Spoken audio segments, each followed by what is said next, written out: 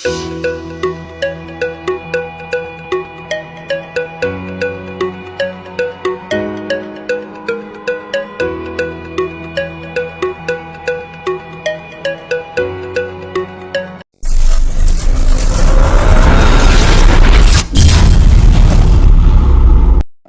Guys, আসসালামু আলাইকুম। কি অবস্থা তোমাদের সবাই? আশা করি সবাই ভালো আছো এন্ড আমিও ভালো আছি। আমরা আজকে বের হয়ে গেছি, আমার এক ফ্রেন্ড ফোন কিনবে, তো ওর ফোন করার উদ্দেশ্যে অলরেডি কিন্তু আমরা গাড়িতে করে যাত্রাবাড়ি চলে এসেছি। আর এখানে এসে আমরা ফেসে যাই মোটামুটি বড় সড়ো একটা জামে। ঢাকার ভিতরে আমাদের প্রতিনিয়ত যে সমস্যায় পড়তে হয়, আমরা এসে বড় একটা জামে ফেসে গেছি। দেন দেখতে দেখতে জ্যামটাও ছেড়ে দেয়। তো জ্যামটা ছেড়ে দেওয়ার পর রাস্তা মোটামুটি বেশ ক্লিয়ারই হয়ে গেল। গাড়ি ছুটে চলেছে তার নির্দিষ্ট গতিতে নির্দিষ্ট গন্তব্যের উদ্দেশ্যে। তো গাইস, তোমরা সবাই তো জানো আমি আমার এই চ্যানেলটাতে নিয়মিত গেমিং ভিডিও আপলোড করে থাকি। তো আজকে মনে হলো যে একটা ব্লগ ভিডিও আপলোড করি, যেহেতু এটা আমার ফার্স্ট টাইম লাইফে একটা ব্লগ ভিডিও করা। তো একটু সাউন্ড প্রবলেম বা ভিডিও কোয়ালিটি লো, তো তোমরা একটু গাইস কষ্ট করে এই জিনিসটা ম্যানেজ করে নিও। তো অনেকক্ষণ আমরা জামে অপেক্ষা করার পর আস্তে আস্তে আমরা চলে এসেছি রামপুরা ব্রিজের উপর। তো একটু সামনেই বাড্ডা, তারপরেই কিন্তু আমরা চলে যাব যমুনা ফিউচার পার্কের সামনে। প্রায় অনেকটাই লং টাইম ধরে আমরা বাসের ভিতরে বসে আছি, তো আমাদের খুবই বোরিং লাগতেছিল। তবে দেখতে দেখতে কিন্তু আমরা চলে আসি আমাদের সেই কাঙ্ক্ষিত স্থানে, অর্থাৎ যমুনা ফিউচার পার্কের সামনে। আমরা গাড়ি থেকে নেমে রোডটা পার হচ্ছিলাম এবং আশেপাশে দেখছিলাম, তখনই কিন্তু আমাদের চোখে পড়ে যায় ওই যে দূরে দেখা যাচ্ছে, আপনারা দেখতে পাচ্ছেন যমুনা ফিউচার পার্ক। তো বেশ অনেকক্ষণ যাবত জার্নি করার পর কিন্তু আমরা চলে আসি যমুনা ফিউচার মার্কেটের সামনে। যদিও আমাদের বাসা থেকে এটা খুব বেশি দূরে নাই, তবুও ঢাকার শহরের রাস্তায় যানজটের কারণে দেরি হয়ে গেছে আসতে আসতে। তো আস্তে আস্তে হাঁটতে হাঁটতে আমরা কিন্তু যমুনা ফিউচার পার্কের ভিতরে ঢুকে যাচ্ছি এবং আমার এক ফ্রেন্ডের সাথে কথা হয়েছে। ওর বাসা পাশেই উত্তরাতে, ও আসতেছে আমাদের সাথে দেখা করার জন্য। তারপর আমরা ফ্রেন্ডের জন্য বেশ কিছুক্ষণ অপেক্ষা করি। তারপর ও বললো ওর নাকি আসতে আরো কিছুটা সময় লাগবে। তারপর আমরা যমুনা ফিউচার মার্কেটের ভিতরে ঢুকে যাই। তারপর একটু আশেপাশে ঘুরে ফিরে দেখতেছিলাম। মেইন গেট দিয়ে মার্কেটের ভিতরে ঢুকে আমরা হাঁটতে হাঁটতে অনেকটাই সামনে চলে এসেছি এবং লিফট দিয়ে দ্বিতীয় তলায় উঠতেছি। আপনারা আমাদের পুরো ভিডিওর সঙ্গেই থাকুন এবং ব্লগটি এনজয় করতে থাকুন। যেহেতু বলছিলাম আমার এক ফ্রেন্ড আসতেছে, ওর জন্য অপেক্ষা করব, ওর জন্য বাইরে অপেক্ষা করতে তো বোরিং লাগতো, তাই মার্কেটের ভিতরে এসে হালকা পাতলা ঘোরাঘুরি করতেছি।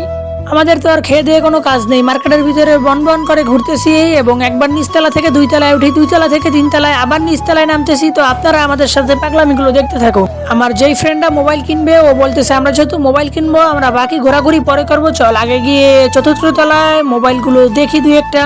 চারতলায় ওঠার সঙ্গে সঙ্গেই সামনে বিভিন্ন ব্র্যান্ডের ফোনগুলো দেখতে পাচ্ছিলাম, টেকনো, ভিভো। তো যেহেতু আমাদের আগে থেকে কোনো ব্র্যান্ড সিলেক্ট করা ছিল না, তো আমাদের ঘুরে ঘুরে দেখতে হবে। তো গাইস, আপনারা যদি ফোন কিনতে চান, আইফোন, স্যামসাং অথবা অন্যান্য ব্র্যান্ডের বিভিন্ন ইউজড ফোন কিনতে চান, আপনারা কিন্তু যমুনা ফিউচার পার্কে চলে আসতে পারেন। এখানে অসংখ্য দোকান আছে। যেহেতু এটা অনেক বড় একটা শপিং মল, অর্থাৎ সাউথ এশিয়া অথবা দক্ষিণ এশিয়ার ভিতরে এটা বৃহত্তম একটা শপিং মল। এখানে কয়েক হাজার ফোনের দোকান রয়েছে এবং আমরা ঘুরতে ঘুরতে দেখতে দেখতে কিন্তু আমরা চলে আসি একদম টপ ফ্লোরে। এখানে ফাস্ট ফুডের বিভিন্ন দোকান আছে। এখান থেকে কিন্তু দেখতে নিচের দিকে মার্কেটটা অনেক সুন্দর লাগছিল। তো ভিডিওর ভিতরে আমি আর বক বক না করে ভিডিওতে একটা মিউজিক লাগিয়ে দিয়ে আপনারা মিউজিক সহকারে ভিডিওটা উপভোগ করতে থাকুন।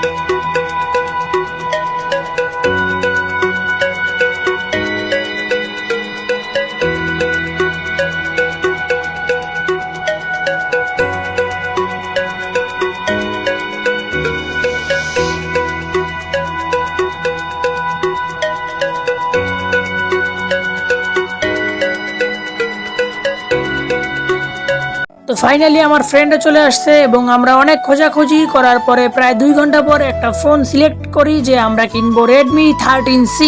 তো যেই কথা সেই কাজ অনুযায়ী আপনারা তো দেখতেই পেলেন, আমরা লেনদেন ক্লিয়ার করে ফোনের দোকান থেকে কিন্তু আমরা আমাদের কাঙ্ক্ষিত ফোনটি বুঝে নেই এবং আমরা কিন্তু রওনা দিয়ে দিই। তো ফোন কিনে কমপ্লিট করতে করতে মোটামুটি অনেক রাত হয়ে যায় এবং আমাদের বাসা থেকেও কল দেওয়া শুরু করে। রাত অলমোস্ট প্রায় 9টার উপরে বেজে গেছে, এখনো বাসায় যেতে অনেক টাইম লাগবে।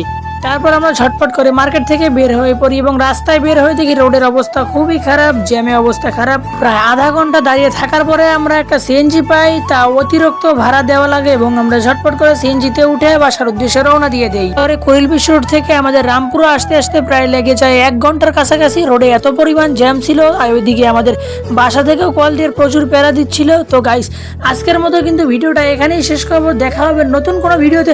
সেই পর্যন্ত তোমরা সবাই খুব বেশি ভালো থেকো, সুস্থ থেকো, নিজের প্রতি খেয়াল রেখো। আজকের মতো টাটা, বাই বাই, আল্লাহ।